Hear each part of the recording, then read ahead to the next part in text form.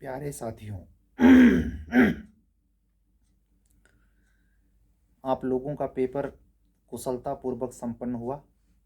इसके लिए सबसे पहले परम पिता परमेश्वर को शुक्रिया। दूसरा, जीके के पेपर में 9 नए एक्ट से कुल 20 सवाल पूछे गए और उस पर संदिग्धता के बादल छटे।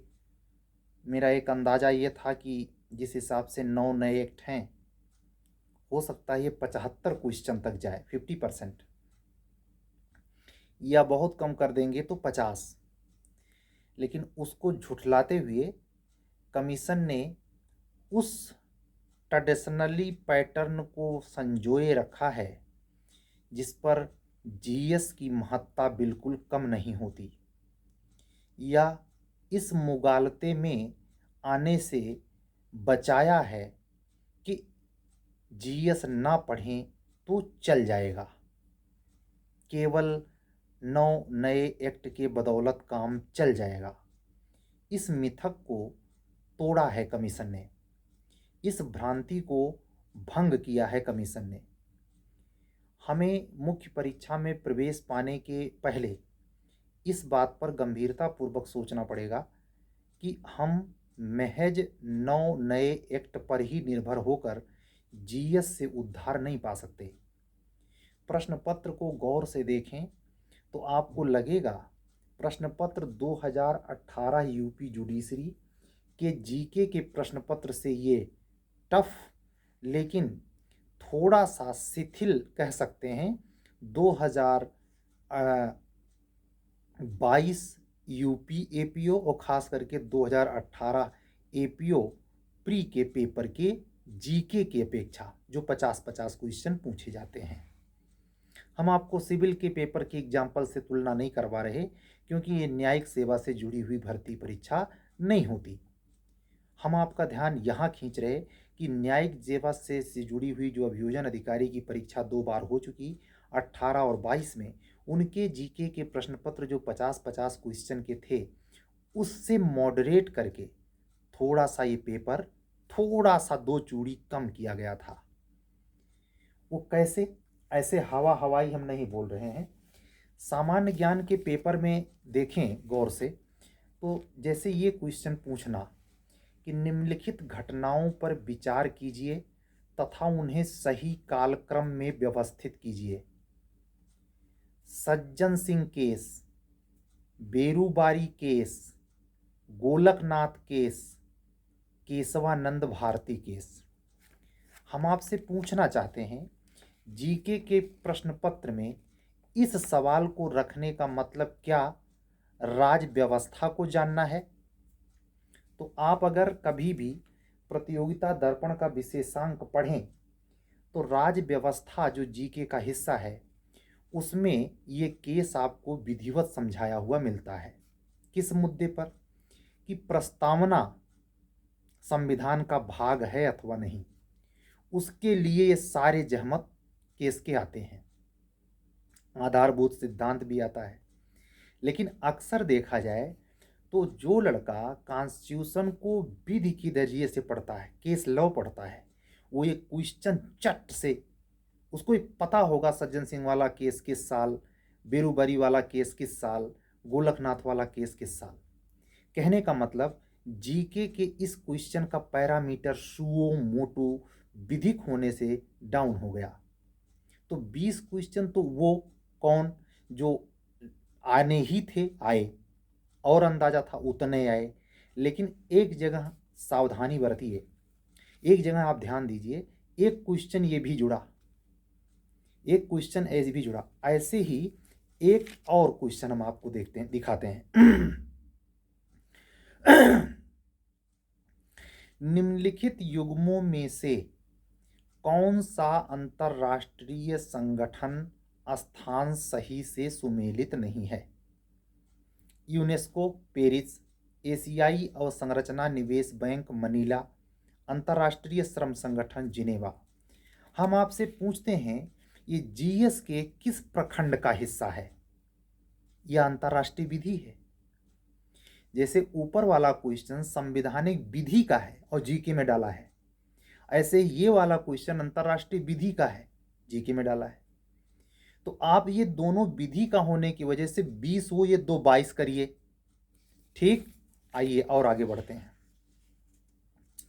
हम उस प्रकार के संविधान के क्वेश्चन पर आपका ध्यान नहीं खींचेंगे, हमें खूब पता है, हम खूब पेपर दिए हैं कि जीके के लिए राज व्यवस्था से कौन सा प्रश्न जीके राज व्यवस्था माना जाएगा और कौन सा प्रश्न संविधान विधि माना जाएगा। ये अंतर हम आपसे करके बता रहे हैं। जैसे एक क्वेश्चन, इस पर ध्यान दीजिए।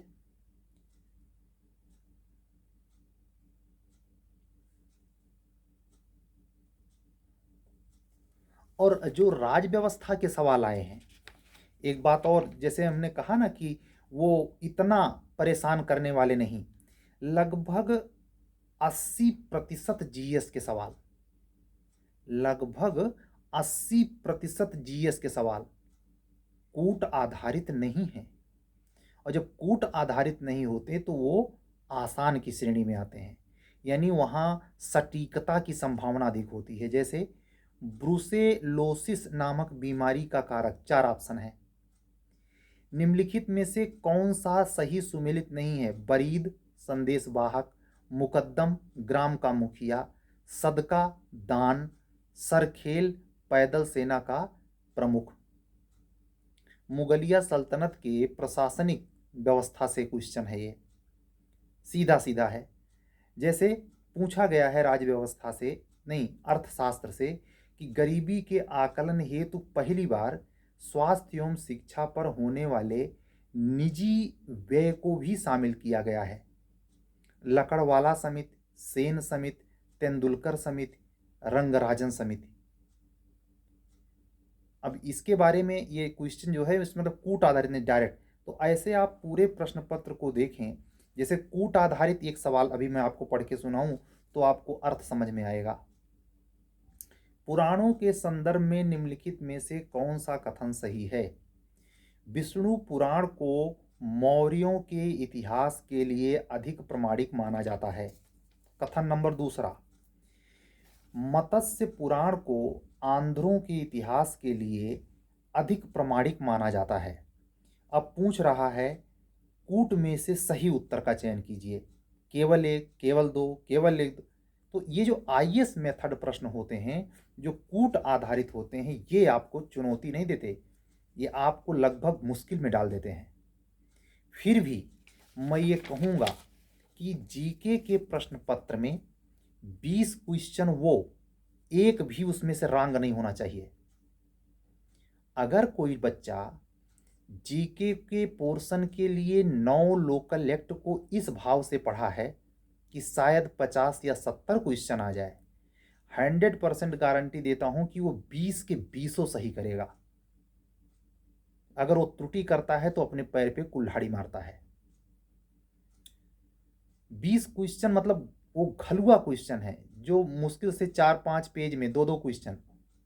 सीधा हिसाब 9 एक्ट था, 9 दूनी 18 और 4 क्वेश्चन पूछा गया दिव्यांगजन से, हो गए 20। समझ रहे हैं? तो ये कुल मिला के मैंने देखा कि हर एक्ट से इन्होंने केवल 2 सवाल बनाए, लेकिन वो 2 सवाल लायक एक्ट थे जो 7 सेक्शन के थे, दहेज प्रतिषेध, स्त्री अशिष्टता वाला, तो वो स्वाभाविक भी है। आपका ध्यान यहाँ आना चाहिए कि ये 20 क्वेश्चन जो इस तरीके से सही होने की संभाव्यता रखते हैं, वो आपको जीएस के उस मुश्किल धारा से भी निकालने में सक्षम हैं जहां आप 10 से 15 नंबर या 20 नंबर से सिलेक्शन से दूर रह जाते। अब आपको ध्यान आएगा कि अगर आपको मान लीजिए नई तैयारी में इतिहास की गहरी तैयारी नहीं है, भूगोल की गहरी तैयारी नहीं है, और आपने वो 20 के 20 सही किए हैं, और राज व्यवस्था के जो क्वेश्चन पूछे गए हैं, राज व्यवस्था के पूछे गए लगभग सारे सवालों में से 80% राज व्यवस्था के सवाल अगर आप नहीं हल कर सकते तो शायद आप ला में तो बिल्कुल नील होंगे। क्योंकि जो भी राज व्यवस्था में जीके से क्वेश्चन आया है वो अंडर कंट्रोल है, उसमें क्लिष्टता या उसके कठिन होने की घोषणा नहीं की जा सकती। वो सुगम हैं, वो व्यवहारिक हैं, सीधे सपाट हैं। इसलिए उन प्रश्नों को ये जोड़ के देखा जाए 20 लोकल एक्ट से 9 और जो क्वेश्चन राज व्यवस्था से है उनको जोड़ लीजिए, ठीक। और कम से कम 5-5 क्वेश्चन इतिहास और भूगोल से जोड़िए। कितने पे आया? 20, 10, 30, 5, 35, 35, 5, 40, 5, 45 और 5 क्वेश्चन करंट अफेयर से जोड़िए, 50। ये हम उस बच्चे की बात कर रहे हैं जो जीएस में बिल्कुल शिथिल है। बाकी पेपर देखने से इतिहास के इतने दमदार, जैसे सर्वप्रथम भारतीय राष्ट्रीय कांग्रेस के संबंध में ये किसने कहा कि ये केवल एक सूक्ष्म अल्पसंख्यक वर्ग का प्रतिनिधित्व करती है, लॉर्ड डफरिन। रिपीटेड क्वेश्चन है। आप अगर 10 साल से या इससे अधिक प्रयागराज में कभी कंपटीशन ईमानदारी से फेस करते हैं, प्रश्न का उत्तर देने के बाद आप तब तक निवाला ग्रहण नहीं करते जब तक उसका उत्तर खुद ढूंढ लेने के लिए जिद्दोजहद न करें, भले आंसर की परसों आ जाएगी। यानी आप इस प्रश्न पुस्तिका को हल करने के बाद उठा के फेंक के सो नहीं जाते, दोस्तों के साथ गलसट्टा नहीं करते। तो यकीन मानिए इस जीएस के पेपर में, जिसको अन्य अन्य धारा के लोग, अन्य अन्य उम्र के लोग अन्य अन्य बातों से व्याख्यायित करेंगे, कॉमनली मैं कह रहा हूं कि अगर किसी बच्चे ने कम से कम 5 बार कंपटीशन फेस किया है इधर के दशक में तो भी, और 10 साल का पुराना है तो भी, इस पेपर में 150 क्वेश्चन जो जीएस के पूछे गए हैं वो 90 तक पहुंच जाएगा। 90 तक सुगमता से, माइनस मार्किंग होने के बावजूद कह रहा हूं। लेकिन आप इससे चिंतित ना हो कि ऐसा सबका हो जाएगा, नहीं। आपको ये मानना है कि इस पेपर में क्या 40 से 50 नंबर के बीच में आप हैं कि नहीं। उन मतलब जो मेरिट बनाई जाती है वो इन्हीं में सामंजस्य बनाया जाता है। एकदम लो वाला, बॉर्डर लाइन वाला, और एकदम हाईटेक वाला, दोनों के बीच में एक संतुलन साध कर ही हम कट ऑफ की ओर बढ़ते हैं। हम जानते हैं 2-3 दिन के अंदर कमीशन अपनी आंसर की जारी करेगा। जब हम आपको ये आपके लिए वीडियो हम रिकॉर्ड कर रहे हैं उसमें 1:30 बज रहे हैं 13 तारीख के सुबह के, और हमारी आंखें आप देखें, मैं भी पूरा दिन सेंटर पे ही था एक क्लोज मित्र की वजह से, और थके होने के बावजूद मैं चाहता तो सो जाता। हमने राजस्व संहिता की क्लास कंप्लीट की है, वो लगभग 2 घंटे 2.5 घंटे चली है। उसके बाद आपके बेचैनी को कम करने के लिए हमारे पास 20 कॉल आई हैं कि सर अपना व्यू बताइए। मैं आज व्यू की आखिरी बात नहीं बोलूँगा। ये जो प्रवचन, मैं ये जो बातचीत कर रहा हूँ आपसे, लगभग 15 मिनट होने जा रहा। इस बातचीत को भी आप गंभीरता से सुनना, आपको किसी विशेषज्ञ की ज़रूरत नहीं पड़ेगी, खुद समझ जाएंगे कि जहाँ जहाँ जो जो सर कह रहे हैं किसी चैनल पर इस तरीके का इंटरप्रिटेशन नहीं होगा। हम आपको खुद ही तैयार करने की जुगत दे रहे हैं। काहे किसी का मुंह निहारना, आप और कंपटीशन के बीच में कोई तीसरा क्यों। तो 2 दिन के बाद, यानी जब कमीशन की आंसर की आ जाएगी, मंथन संस्था ने, मंथन क्लास जो चलती है, उन्होंने अपना आंसर की जारी कर दिया है। मैं आपसे कहूँगा खुद से मिला लें या मंथन से मिला लें, सांत्वना के लिए अपना बुकलेट खराब ना करें, क्योंकि आपके उत्तर के सही गलत की प्रमाणिकता ज़्यादा दिन बेचैनी में नहीं गुजारना है। जब कमीशन की, जैसे कुछ बच्चे इस प्रकार के होते हैं जो इसको ला करके फेंक देंगे और बोलेंगे समय बर्बाद नहीं करना है, वो सही है, वो सही हैं, वो जैसे आंसर की आएगी एक बार केवल मिला के फिर उठा के फेंक देंगे। ये वो बच्चे हैं जो निश्चित मेंस लिखने वाले हैं। लेकिन जिनको आप पहली बार प्री निकलना है, स्वाभाविक बेचैनी है। वो अगर ऐसा करते हैं तो कोई गलत बात नहीं है, उनमें बेचैनी होनी चाहिए। जितना मेरा कोई एग्ज़ाम नहीं था, लेकिन इतनी लेट नाइट में जा करके पेपर पर आपको प्रवचन पढ़ाऊँ, पढ़ाने का मुझे शौक़ नहीं चल रहा है अपनी नींद खराब करके। हम आपसे इसलिए बात कर रहे हैं, हमारी तमाम बहनें हैं जो पहले प्रारंभिक परीक्षा के सुखद परिणाम की प्रतीक्षा में हैं। वो कोशिश कर रही हैं कि एक बार हमारा भी प्री निकल जाए। ध्यान रहे, 303 सीट है, 3040 लड़के क्वालिफाई होंगे। जो लड़का 3000 लड़का या बहन भाई 3040वां होगा वो, और जो टॉप होगा वो। ऐसा तो है नहीं किसी को अलग मेंस मिलेगा। तो इस लड़ाई में बेचैनी स्वाभाविक है। जिनको पहली बार, वो चाहेगा कि आज ही देखने को मिल जाए, लेकिन सब्र तो करना पड़ेगा, प्रोसीजर है। कल ये भी पता चलेगा कितने लड़के एग्ज़ाम दिए, कितने लड़के छोड़ दिए। इसका है हालांकि आपके मेरिट पर कोई फ़र्क नहीं पड़ेगा, लेकिन आपकी बेचैनी स्वाभाविक है। जो नए कैंडिडेट हैं, पुराने वाले पेपर देने के बाद मैं भी ला के पोर्शन पे भी आऊँगा, लेकिन अभी जीएस पे ही आपका ध्यान गड़ाए हुए हूँ। जैसे ये सवाल आसान नहीं है सही करना नए बच्चों को। निम्नलिखित विदेशी यात्रियों पर विचार कीजिए तथा उनके काला अनुक्रम के अनुसार व्यवस्थित कीजिए। तो इसको छोड़ देने में भलाई है, लेकिन जिन यात्रियों को पूछा गया है वो इतने फेमस हैं, इत्सिंग, अल्बेरूनी, फाहियान, हुएनसांग। अगर आपको सन ना भी याद हो, केवल ये याद हो कि कौन यात्री किस शासक काल में और शासक का समय याद हो, तो भी आप सही कर ले जाएंगे। तो ये तिकड़म न्यू कमर लड़का नहीं कर पाएगा। समझ रहे हैं? तो कुछ क्वेश्चन जो कोट, जैसे उसी के नीचे जैसे देखिए अर्थव्यवस्था का क्वेश्चन, 2022-23 के संघीय बजट के लिए अमृत काल में भारत की आकांक्षाओं के लिए निम्नलिखित में से कौन सा लक्ष्य सही है? विकास एवं सर्व समावेशी कल्याण पर जोर। दूसरा, प्रौद्योगिक सक्षम विकास को बढ़ावा देना। अब इसमें सटीकता पकड़ना, सटीकता का अभाव है, संशय पैदा करता है। इस प्रश्न को छोड़ देने में भलाई है। लेकिन ये क्वेश्चन की दहेज निषेध अधिनियम में, ये तो मैं लोकल की बातें नहीं करूंगा, मैंने शुरू में कह दिया 20 के 20 क्वेश्चन सही होने ही चाहिए। हम आपको ऐसे कहते हैं जिस हिसाब से 20 क्वेश्चन मात्र पूछा है और जिस हिसाब से पूछा है, जिस स्तर का, मतलब 2 पेज पलट दिया बाकी बेरेक्ट से छोड़ दी, ऐसे क्वेश्चन बनाए इन्होंने। समझ रहे हैं? तो 20 के 20 क्वेश्चन सही होने चाहिए। इसका गलत हुआ वो जाने, उसका काम जाने। ठीक है? ऐसे देखिए, विज्ञान से क्वेश्चन है, प्रकाशीय संचार का क्या लाभ नहीं है?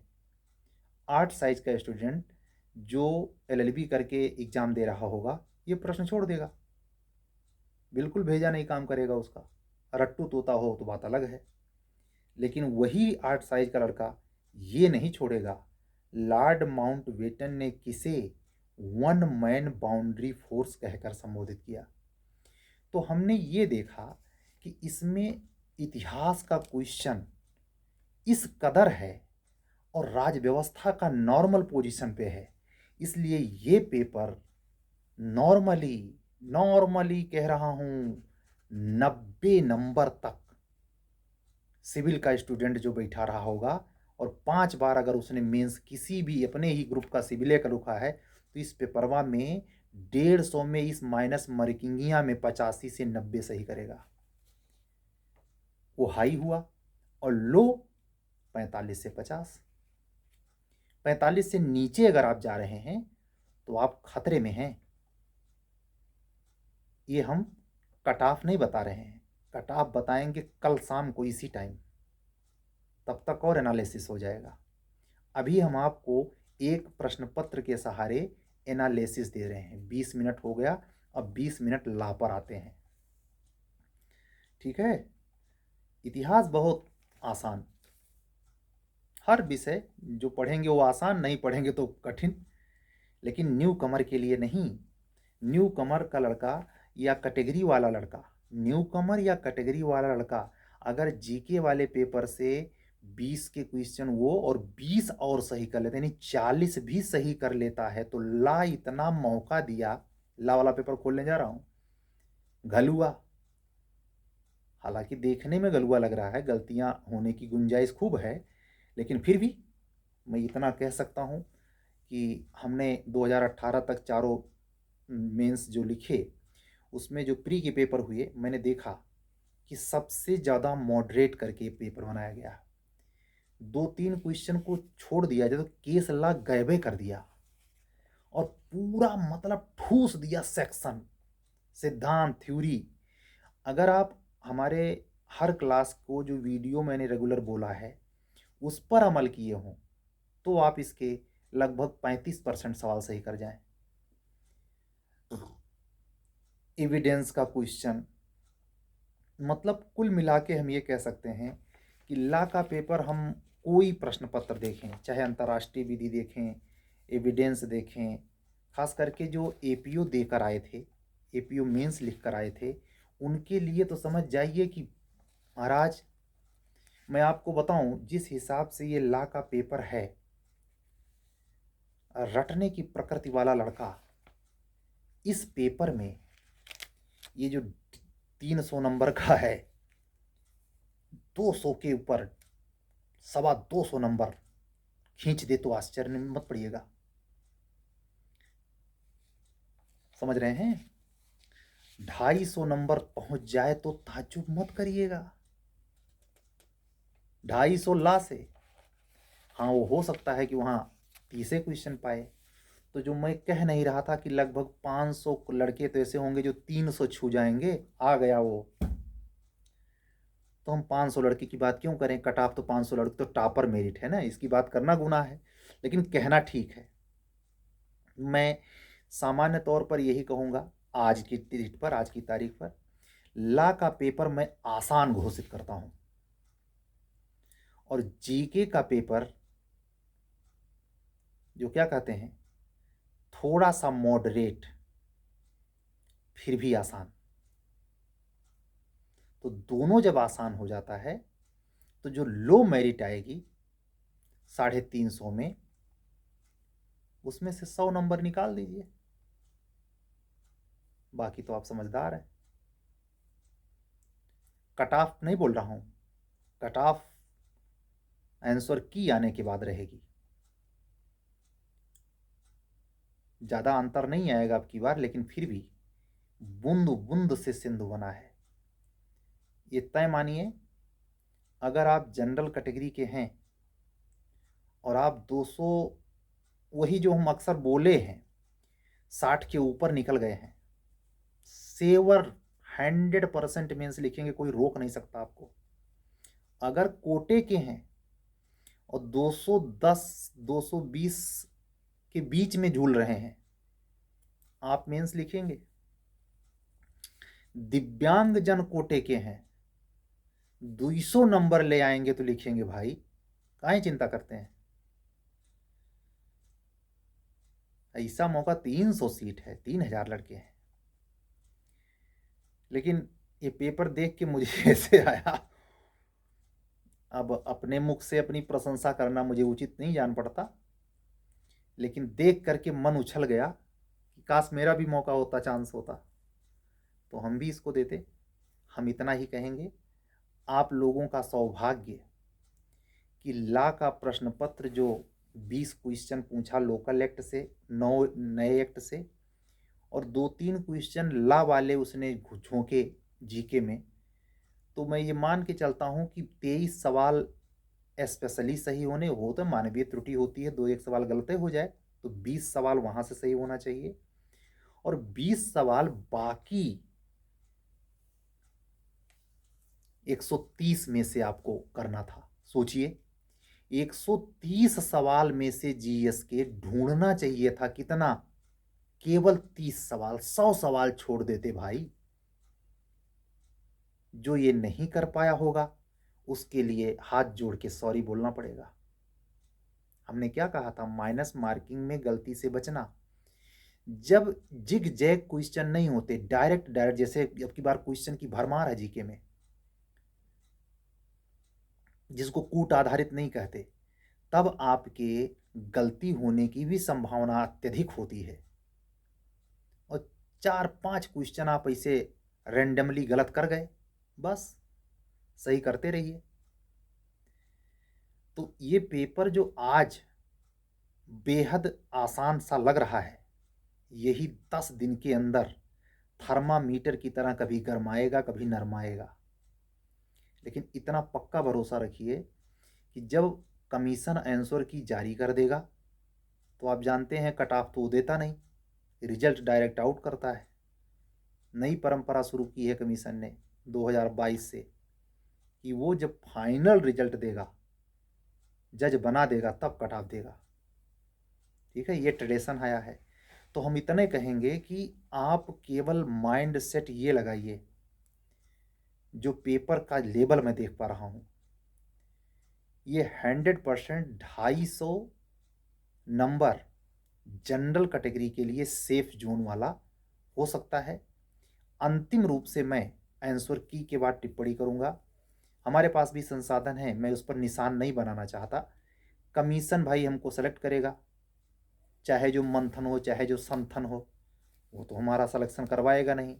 और अगर इस संस्था ने, जिसने चुनौती दी है कि तुरंत ही उसने आंसर की जारी करने का साहस किया है, तो अगर उसके दोनों पेपर मिलाकर 5 क्वेश्चन भी अगर उत्तर में बदलाव आता है, तो मेरी दृष्टि में ये हरकत नहीं करनी चाहिए।